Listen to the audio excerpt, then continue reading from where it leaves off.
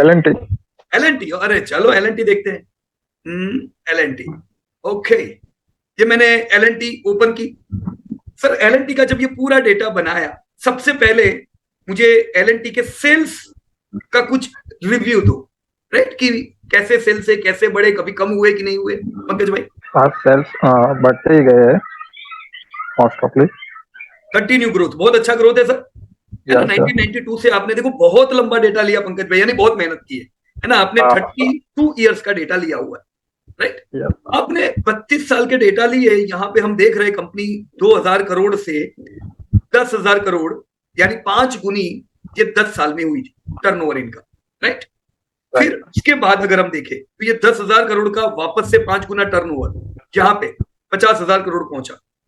Again 2003 to 2011, बराबर 8 सालों में 50,000 करोड़ का टर्नओवर। ये लोग पहली बार लाख करोड़ पे 2016 में पहुंचे, राइट। और अभी कितना टर्नओवर करते हैं? 2.21 लाख करोड़, राइट। यहाँ पे कितनी बार आपने सेल्स को डाउन होते हुए देखा पंकज भाई? कोई इंस्टेंसेस है जब धंधे कम हुए, नहीं, घटे? नहीं। यानी कंपनी कंसिस्टेंट ग्रोथ कर पा रही है। पहला आपको क्या चाहिए पंकज भाई? धंधा बढ़ता रहना चाहिए, राइट।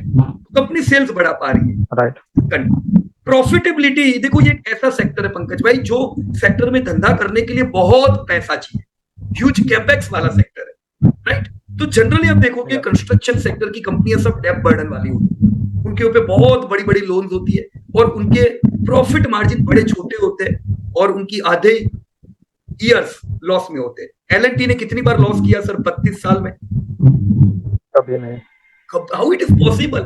32 साल में कितने बुरे हाल थे, राइट। कितनी बार ऐसी खराबी आई थी, और फिर भी ये कंपनी ने अगर 32 साल में कंसिस्टेंट प्रॉफिट किया है, मतलब इनको एक चीज पता है कि जो स्टेक होल्डर ने पैसा लगाया है उनको कंसिस्टेंट प्रॉफिट में कैसे दो, राइट और रॉन्ग सर?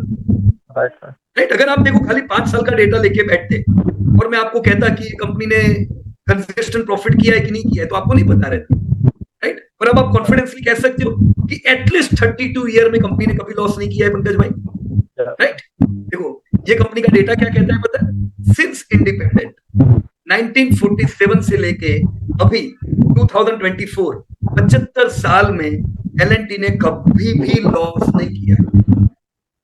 लंबी हिस्ट्री हुई है प्रॉफिटेबिलिटी की, जो बहुत कम कंपनी में मिलेगी। तो हम ऐसी कंपनी से उम्मीद कर सकते हैं कि नहीं पंकज भाई? भले कभी चैलेंजेस तो आएंगे, पर मुझे निराश नहीं करेगी। कल मैं रिटायर हो गया होगा, मुझे हर साल घर बैठे पैसा चाहिए, वो टाइम पे ये नहीं बोलेगी नहीं सर सॉरी इस बार लॉस कर दिया, बोलेगी ऐसा? तो पोर्टफोलियो में ऐसी कंपनियां चाहिए जो आपको निराश न करे, राइट। ये कंस्ट्रक्शन की कंपनीज है सर पंकज भाई, आपको ये सेक्टर पे क्या लगता है, क्या ये सेक्टर ग्रो करेगा?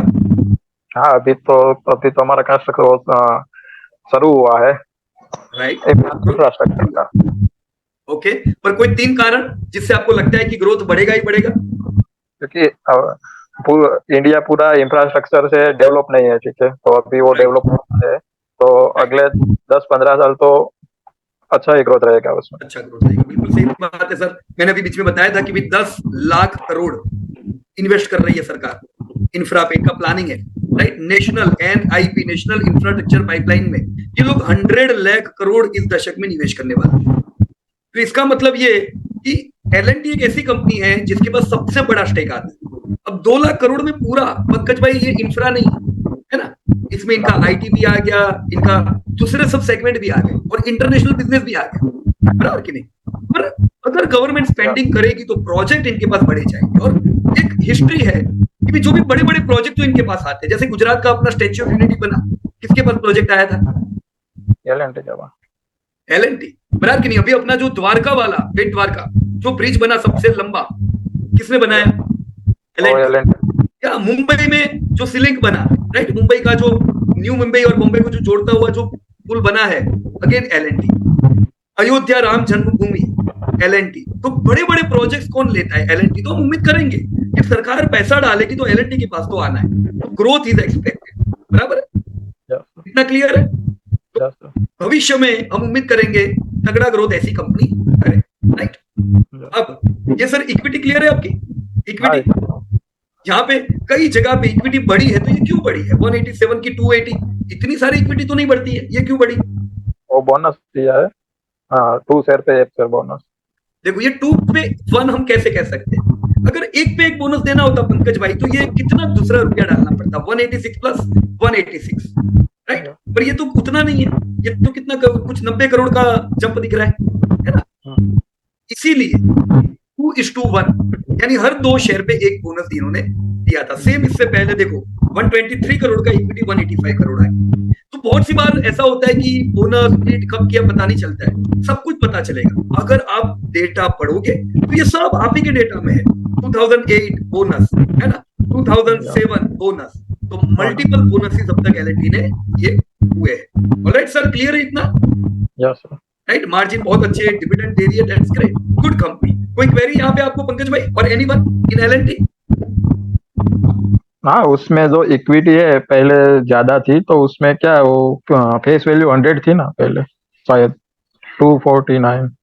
249 करोड़, ओके राइट। यहाँ पे 2003 में 25 करोड़ का इनका इक्विटी हुआ है, बराबर ना? तो एक बड़ा कॉर्पोरेट एक्शन है ये यहाँ पे, राइट? सही बात है सर आप, राइट राइट। तो ऐसे डेटा एनालाइज करेंगे तो पूरी हिस्ट्री आप लोगों को पता चलेगी। और अब ये कंपनी से क्या आपको नहीं लगेगा कि ये 5 लाख करोड़ के धंधे पे पहुंचेगी? मैं तो 2017 से कह रहा था कि भी हम ये कंपनी को 5 लाख करोड़ पे देखेंगे, देखो 2 लाख करोड़ तो आ गए, राइट?